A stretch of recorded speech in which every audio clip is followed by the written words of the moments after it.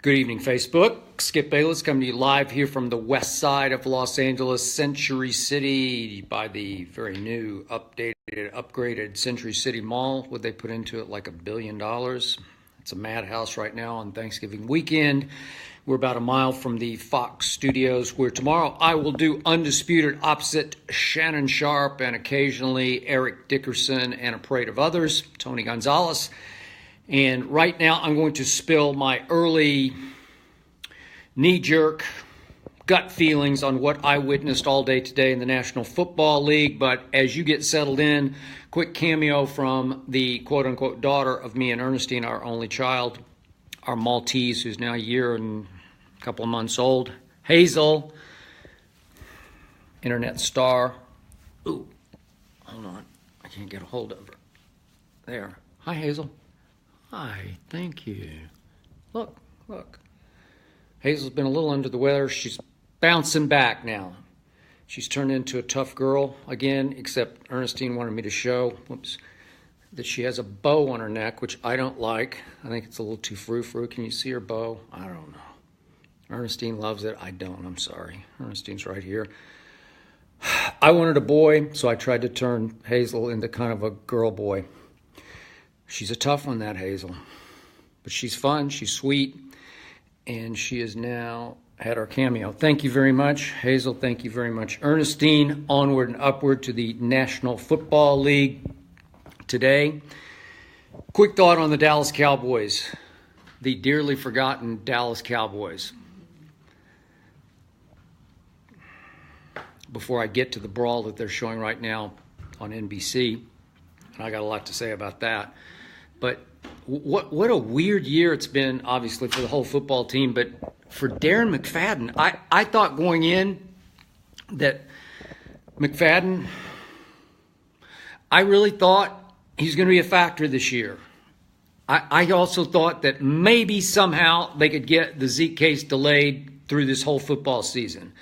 And if anybody out there can still explain to me how a court of law in the United States of America said, no, Ezekiel Elliott, you have to serve 4 games of your 6-game suspension before we can even get you on the docket of the Second Circuit Court of Appeals. You're way beyond me. I'm still outraged by that.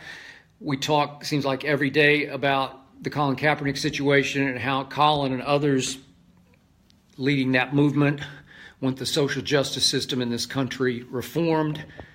Wasn't that a glaring example of that? I don't know. I don't know. It sure seemed like it to me, but onward and upward. I thought Darren McFadden would join the running back by committee. That would be Alfred Morris and maybe a little bit of Rod Smith. I'm not impressed with Rod Smith so far. That's just me.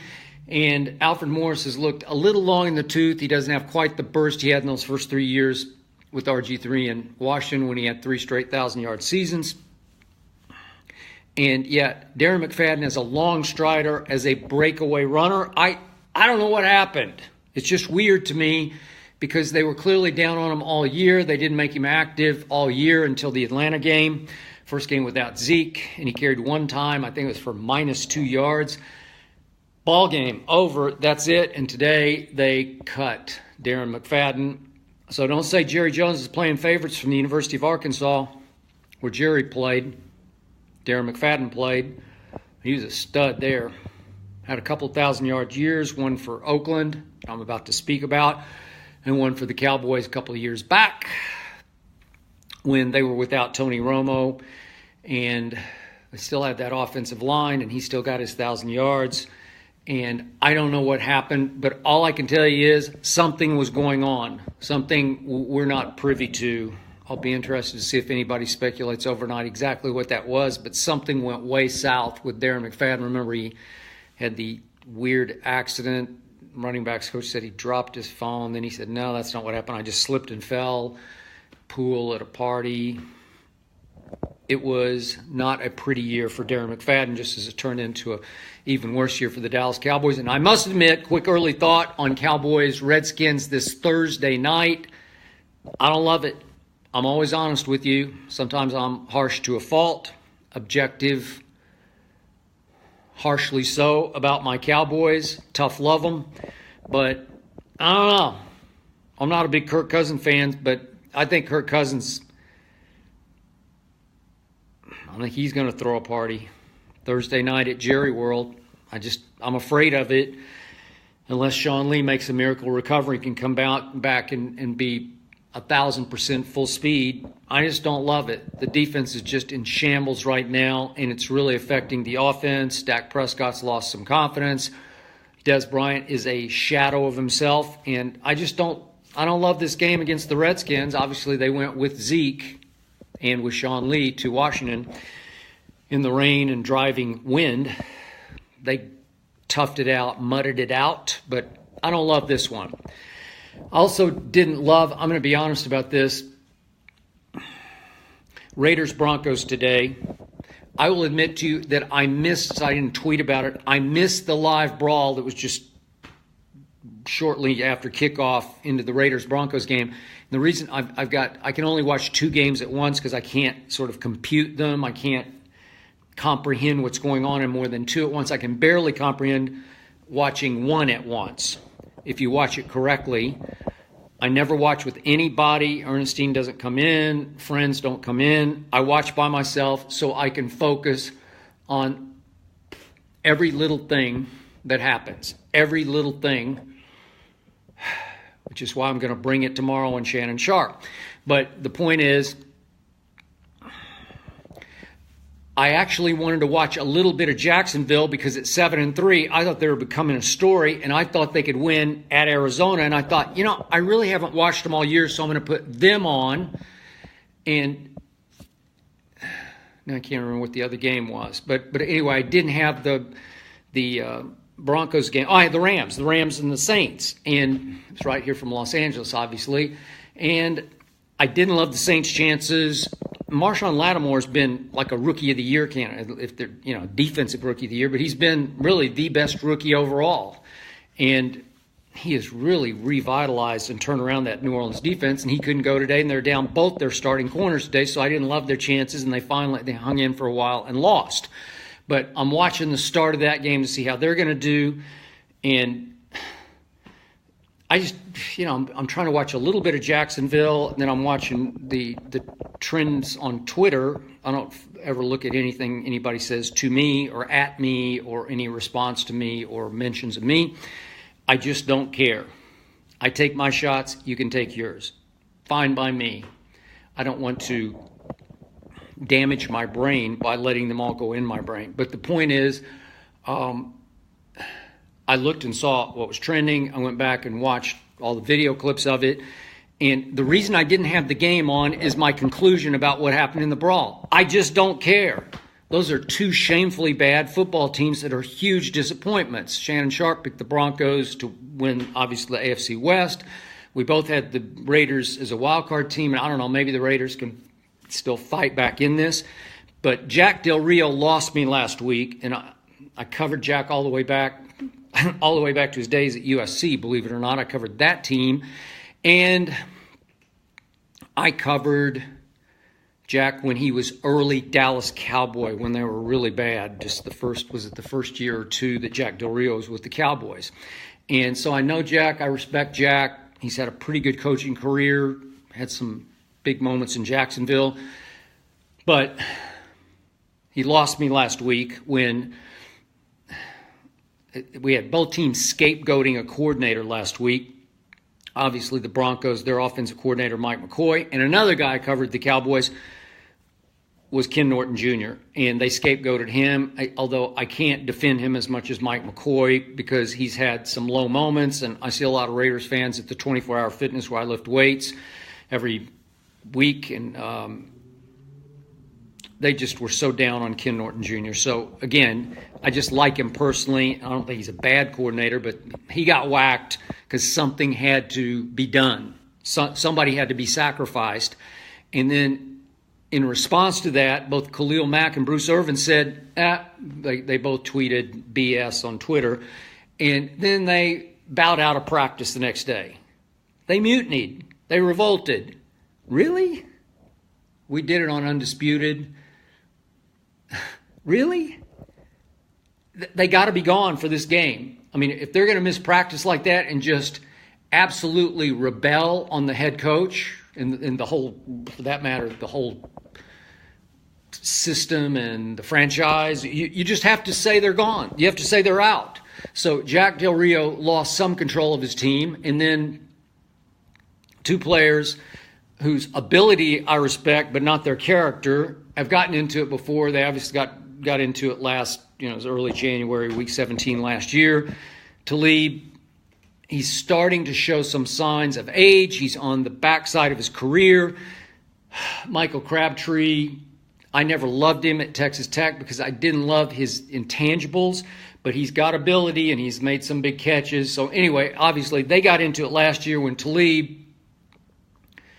we've got a lot of street in him, and a lot of that I respect because it makes him who he is as one of the best cornerbacks. There have been years you could make a case he was the best cornerback in football, but he reached out last year, as we all know, and he ripped the chain right off Crabtree's neck, and he basically disrespected him as a man. And that's basically what Talib thinks of Michael Crabtree. He just thinks he's, I can't say the words, but you know the words. He thinks he's not a man. Let's just leave it at that. You know all the other words that we could use there. And I'm sure he's used them to Crabtree's face. And there's been a rampant lack of respect around the league, starting with Richard Sherman for Michael Crabtree. So I said it before the draft, and everybody said, oh, how could you say that about Michael? Well, it's just the way I watched him at Texas Tech. I watched lots of Texas Tech games against these guys a couple times, and I just didn't love him. But he can be slippery, and he has high football IQ. He runs good routes, and he can catch it occasionally, and he'll drop big ones. But big moments, I don't trust him at all. So neither does Talib. So Talib wants to get his goat, and I'm sure there are words spoken before the first snap, if not in warm-ups. And right out of the box, Crabtree's going to say, you have disrespected me as a man. I'm going to show you how a man responds. I'm going to fight for my honor. So he tears right into Talib on an early play, and he blocks him, and he blocks him, and he blocks him, and he turns him to the right, and he blocks him all the way out of bounds. But what was hard to see early on in that block was that Talib once again reached out and ripped his chain off. So actually Crabtree kind of started it, but I don't know what the war of words who started it first, but I'm sorry, Talib kind of back to Crabtree started with the overzealous block, like just way over enthusiastic block, which didn't have to keep going on and on and on. But in the middle of it, Talib responded by disrespecting him again. It's kind of a sweet move, actually. But the truth is, the reason I didn't have it on is you realize the Denver Broncos are now 3-8. And the Oakland Raiders are, what are they up to, 5? Or what are they? I'm losing even track of what they are. They're what, 5, up to 5-7? Help me out here. I can't remember. But the point is, they're both becoming also-rans, non-stories, huge disappointments, two of the biggest disappointments of the year. You could say Oakland might be the biggest disappointment of the year. And the irony was in the game, they built up a 21-0 lead, and Paxton Lynch has some weird, I don't know, ankle injury. I didn't see it. It looked like he cramped up or something. It looked like he just got scared and wanted out of the game. I don't know. And he's just kind of rolling to his right, and all of a sudden he's limping, and he's out, and Trevor Siemian comes in. And, Trevor Siemian isn't very good. He's not the long-term answer, but he's not bad. And all of a sudden he starts doing what Trevor Siemian can do. He sure did it against my Cowboys in that Week 2 game up there, that 42-17 thing up there, that Mile High. This obviously at Oakland, and he brings them all the way back to 21-14, and Derek Carr had to make a play to, threw it to 84, I think. Can't remember at the end, but he had to make one play just to sort of save the game from being another debacle for the Oakland Raiders. Who's 84? That's not Seth Roberts. But anyway, that's it. It took one big play late against a really bad team that has now fallen to 3-8. What are the Raiders? Maybe they're up to 5-6 now. I guess they are. Smacks of Cowboy-esque, huh? There are two big disappointments. I don't know. This year just haunts me. We've lost so many big stars, and then we lost the Cowboys, and we've basically lost the Raiders. I know both have hanging on to 1,000,000,000 shots at getting on some weird late highly unexpected playoff role. But anyway, so then the fight escalates, and I see punches thrown everywhere. I don't know how the NFL is going to fix this one, because there are a lot of fines, if not suspensions, going to have to come down. I saw Donald Penn throw a punch. I saw 3 or 4 in the scrum punches thrown. And then I saw, obviously, Crabtree and Talib had to, quote-unquote, sort of take it outside of the scrum, and they cut back across the field. And to Crabtree's credit, I got to give him this, his helmet's off, and when they first engage again, when they get away from the scrum, I don't know how he did this, but Crabtree managed to sneak a left through the face mask, and I think he got Talib. I don't know if he poked him in the eye, I couldn't really tell, but he got him, and it stung Talib for a second. He actually got a shot in through the face mask. And then they're squaring off, and then Crabtree throws a pretty weak right hand, because what do you want to do? Like you're trying to look like you're defending yourself, and you throw a big right hand, but do you want to hit him in the face mask or the helmet? Break your hand? It's just craziness. Like Joy Taylor always says on Undisputed, that the helmet is undefeated in a fight. Well, it is. So he kind of pulls his punch after he starts to throw it, and then just sort of redirects it out into space, because you don't want to actually hit him in the helmet. And so it looked like a lot worse than it was out there, but punches are exchanged, if not connected with. But the point is, they both get ejected. And then, I used to love Marshawn Lynch. Now he's just turned into this sideshow to me for the Raiders. And he had his moments today. It's not bad. By the way, Adrian Peterson is sort of between those two, who's going to have the comeback, old guy player of the year award between those two. And Adrian Peterson, they pulled off a big win today with Blaine Gabbert at quarterback. And Adrian Peterson had I don't know what the final tally was, but it was around 80 yards on 20 carries, 4 yards a carry. So pretty good game. But Marshawn has his moments, but then he's such a showman. He's always in the middle of something, like the thing with his quote-unquote cousin, Marcus Peters. I don't know what that is all about. I would have been outraged if I'd been a Raider and he'd run out there and tried to defend a Kansas City Chief, but that's just me. So the Raiders got issues going on internally all the time. And then Marshawn, because both guys get suspended, so now Crabtree is going to, he gets to go to the tunnel because it's behind his bench, but Talib has to run all the way across the field and go through the Raiders sideline to get to the tunnel, which is behind the Raiders bench at the old Coliseum. So anyway, then Marshawn grandstands again and runs over to him and escorts him through the Raiders bench just to make sure nothing happens. And Marshawn, to me, is now more about promoting Marshawn than actually winning football games. That's just me. I know he came home to Oakland. I know if you're a Raider fan, it just did your heart good. Heck, it did my heart good, and I'm not even from Oakland, but sold a lot of Oakland merchandise. He's got his own shop that we drove by when we had our shows there in Oakland before the NBA Finals, or during the NBA Finals games. And it's been good for his pocketbook and the promotion of his, whatever his TV show is, but I'm not sure it's helped the Raiders all that much. And there's just so much grandstanding. And again, I get this from Raider fans I run into at the gym. They were outraged after, remember when the Raiders beat the Jets in Oakland, and it was a wipeout. I forget, it was 40 to something. And Marshawn does this big look at me dance on the sideline and just does a big solo dance that goes on and on and on. And that was Sunday. Monday, I always go Monday, Wednesday, Friday to the gym. And I see the Raider fans, and they're just they're stunned that Marshawn Lynch would dance about the Jets, because at that point everybody thought the Jets were terrible. And they're better than terrible, and they hung in today with Cam and company. And listen, Josh McCown, I got to tell you, he's pretty good.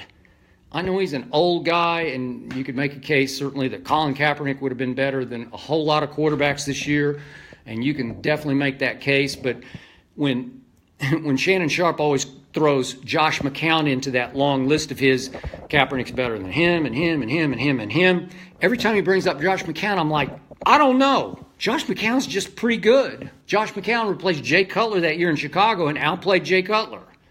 when Cutler was having a pretty good year. Got hurt late in the year and just took it up a whole notch. So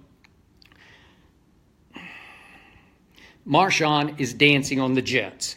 And at that point, it looked like the Jets were junk. And it's like sophisticated, smart, longtime Raider fans are saying, what are you doing?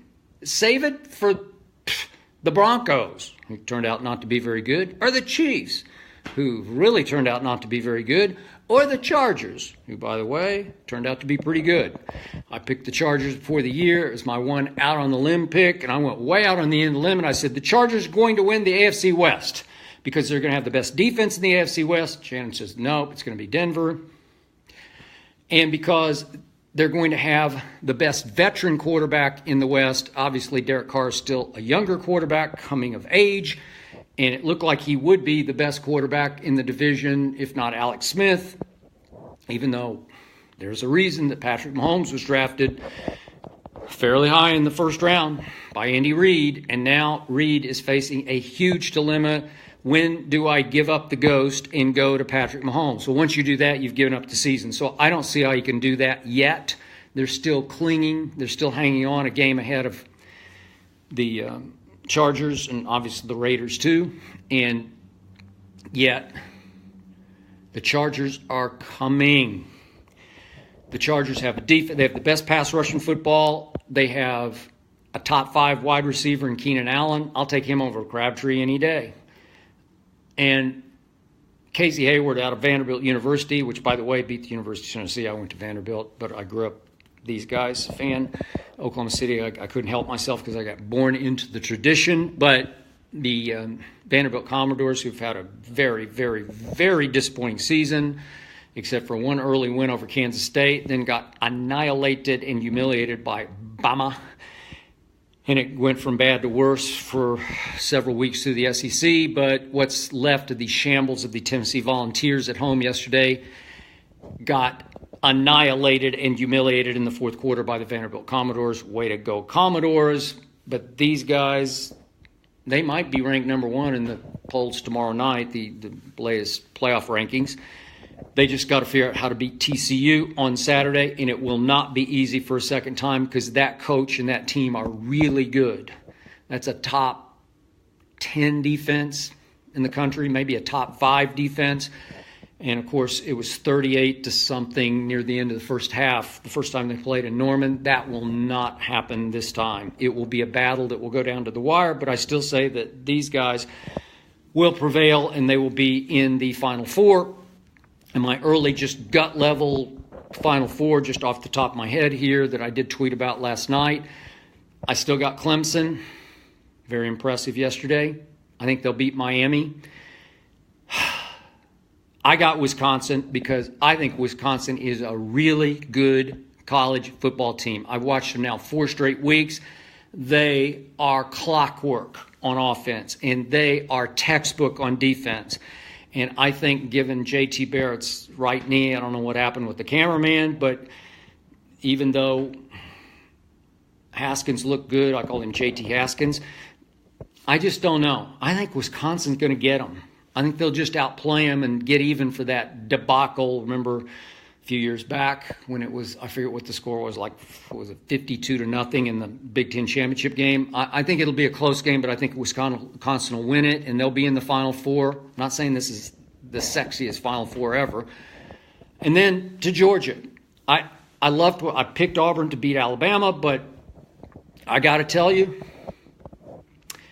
without any of those 3 running backs, and it looks like all 3 will be hurt. I don't know who will be able to go at all, but Patway's almost certainly out. He's been out for a long time. And Carry On out, and the kid who came in turned his ankle. I don't know, maybe he'll be okay. But I just think Georgia will get them this time, so that'll be my Final Four. So back to pro football. Earlier today, simultaneously, Tom Brady and Carson Wentz played. And I'll be the first to admit to you, I don't like the Eagles. I'm sorry, it's funny, but I've just never liked the Philadelphia Eagles. I grew up a Cowboy fan, and I didn't hate Washington nearly as much as I did the Eagles. I didn't hate the Giants nearly as much as I did the Eagles. I just don't like how their arrogance when they win, how they front run, how that city goes like overreacts negatively and positively for them. And all I know is just first half versus first half when it was still a game today, Tom Brady was the MVP against a Miami team that was all over him. He was down 2 offensive linemen, and they were knocking him down right and left. Big shots, big hits on him in the first half. He's 40 years of age, and it was one touchdown pass after another one. After another one, he wound up with 4. One was cheap because it's a little jet sweep, just sort of tip pass. But still, 4 more touchdown passes to raise him to 26 for the year, to only 3 interceptions. He did have 1 wind-blown interception. It was high winds today in Foxborough in the second half. He threw it over the middle. It looked like it got blown sideways into the kid's hands, who then finally got ejected for throwing a punch at Amendola on the ground. Amendola will get under your skin, get on your nerves. And the kid lost it. What's his name? McCain, and he was gone for the punch. But Tom Brady was just, God, he's just sensational. He's playing as great as he ever has at age 40, and he's had so much to overcome this year. That defense is still shaky. It was really shaky early. He's having to pull game after game out of the fire. The one at New Orleans, the one against against Houston when Deshaun was so great. And Carson Wentz is just on that magic carpet ride, man. Everything is coming up roses. It's just perfect. Everything's going perfectly for the Philadelphia Eagles, and it just makes me sick, but it's happening. And Alshon Jeffrey wanted to get even with the team that dumped him, the Bears.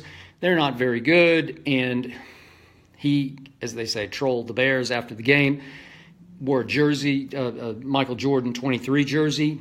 I don't know what the message is. Does that mean you're Michael Jordan and they let you go? I don't think so, Alshon. I'm sorry. I don't see that. But that's probably what he thinks, that they let Michael Jordan go, the Michael Jordan of the NFL. Really? That's Philly for you. That's what it'll do to you once they get on this roll. I don't know. I'm watching the Steelers come out now to play what's left of the Packers without Aaron Rodgers. Watch what happens when Tom Brady goes to Pittsburgh on, December 17th.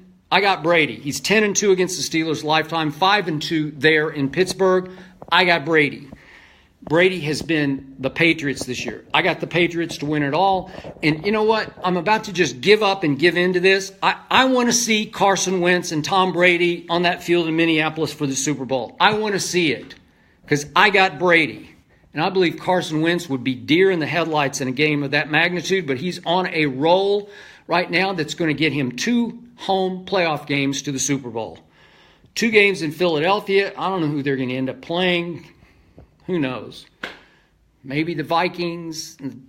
Who would they get in the first round? I don't know. It's just, it looks like they're going to represent the NFC. I got to give in, give up. I've already made my concession speech, certainly for the division, to the Philadelphia Eagles.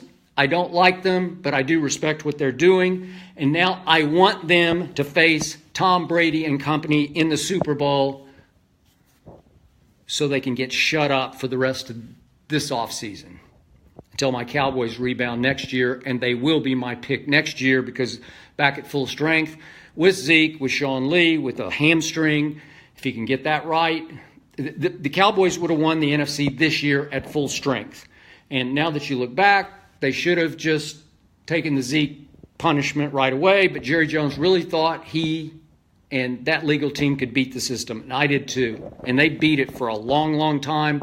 But when all of a sudden you have to take the Zeke punishment at Atlanta to start off with, and then, my God, you've got to deal with the magic carpet ride Eagles, fly, and then you turn right around and have to face what I think is the hottest team in pro football right now, the Chargers of Phillip Rivers with that pass rush, best pass rush in the game, and all of a sudden your pass rush has vanished. God, you believe this? The last 3 games, Cowboys have given up 14 sacks, and they have 1 to their credit. That's just terrible. You're going to get embarrassed, and they have. So I got Tom Brady for MVP, but there's no way he's going to win it because there's just too much Brady hate out there. He's won too much. He doesn't deserve to win again, even though he does deserve to win another MVP. And I can't wait to see Shannon Sharp tomorrow morning to set him straight on this. I love a challenge on Undisputed, and this is going to be a big one for me. He's going to be fly, Eagles fly, doing the arms. I've got to hold the phone so I can't do the arms. It just makes me puke is what it does. But I'm good with it because I got Brady, and he doesn't. So I will see you tomorrow at 9:30 Eastern until noon Eastern on Fox Sports 1. That'll be 6:30 a.m. here in the Pacific time zone. I will be up at 2 a.m. tomorrow to get ready. I'll be on the treadmill after I read all the overnight stories. I'll be on at 2:30 till 3:30 watching the highlights. And I will be at our meeting at 4 a.m. and I will be ready to rock at 6:30 a.m., which is 9:30 Eastern until noon on Fox Sports 1. I will see you then on Undisputed. Thank you, Facebook.